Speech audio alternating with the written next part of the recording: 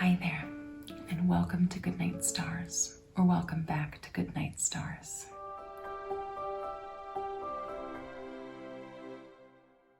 Tonight we are going to be reading the 6th chapter of Little House on the Prairie, which is called Moving In.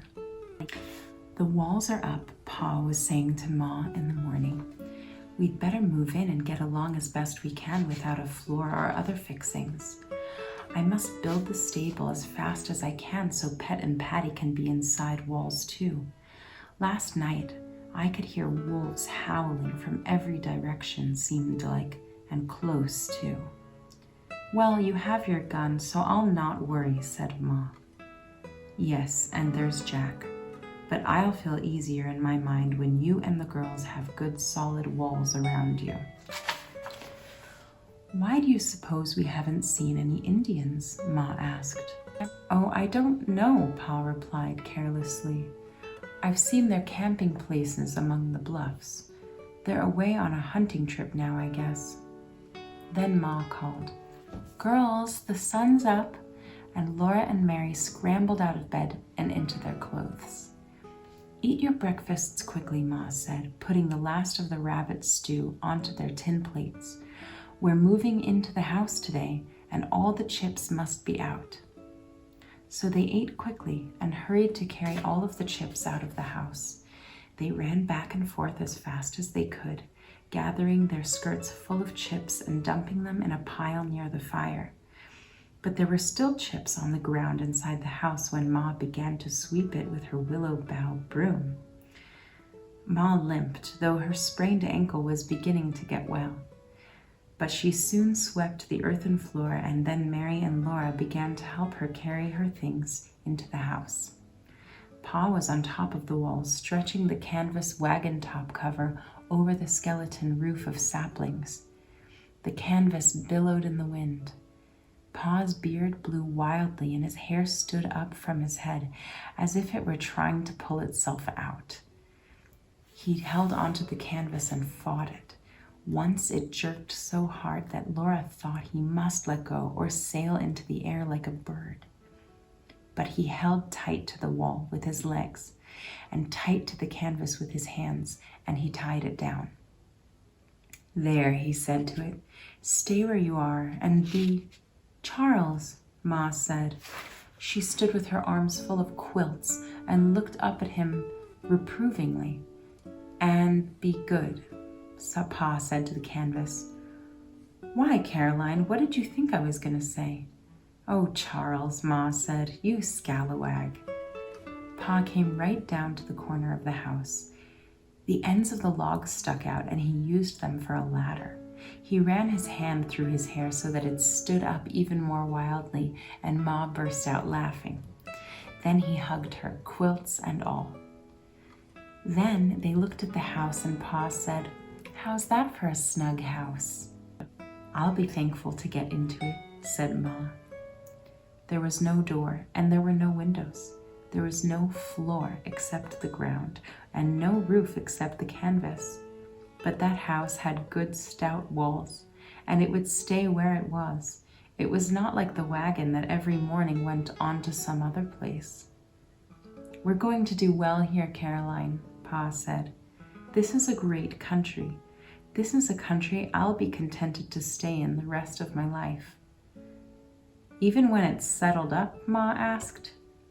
Even when it's settled up, no matter how thick and close the neighbors get, this country'll never feel crowded. Look at the sky. Laura knew what he meant. She liked this place too. She liked the enormous sky, and the winds, and the land that you couldn't see to the end of. Everything was so free and big and splendid. By dinner time, the house was in order. The beds were neatly made on the floor. The wagon seat and 2 ends of logs were brought in for chairs. Pa's gun lay on its pegs above the doorway. Boxes and bundles were neat against the walls. It was a pleasant house. A soft light came through the canvas roof. Wind and sunshine came through the window holes. And every crack in the 4 walls glowed a little because the sun was overhead. Only the campfire stayed where it had been. Pa said he would build a fireplace in the house as soon as he could. He would hew out slabs to make a solid roof too before the winter came. He would lay a puncheon floor and make beds and tables and chairs. But all that work must wait until he had helped Mr. Edwards, and he had built a stable for Pet and Patty. When all that's done, said Ma, I want a clothesline. Ha, Pa laughed. Yes, and I want a well. After dinner, he hitched Pet and Patty to the wagon, and he hauled a tub full of water to the creek so that Ma could do the washing. You could wash clothes in the creek, he told her. Indian women do. If we wanted to live like Indians, you could make a hole in the roof to let the smoke out, and we'd have the fire on the floor inside the house, said Ma. Indians do. That afternoon, she washed the clothes in the tub and spread them on the grass to dry. After supper, they sat for a while by the campfire. That night, they would sleep in the house. They would never sleep beside a campfire again. Pa and Ma talked about the folks in Wisconsin, and Ma wished she could send them a letter. But Independence was 40 miles away, and no letter could go until Pa made the long trip to the post office there. Back in the big woods so far away, Grandma and Grandpa and the aunts and uncles and cousins did not know where Pa and Ma and Laura and Mary and baby Carrie were. And sitting there by the campfire, no one knew what might have happened in the big woods. There was no way to find out. Well, it's bedtime, Ma said. Baby Carrie was already asleep. Ma carried her into the house and undressed her, while Mary unbuttoned Laura's dress and petticoat waist down the back. And Pa hung a quilt over the door hole. The quilt would be better than no door. Then Pa went out to bring Pet and Patty close to the house. He called back softly, "Come out here, Caroline.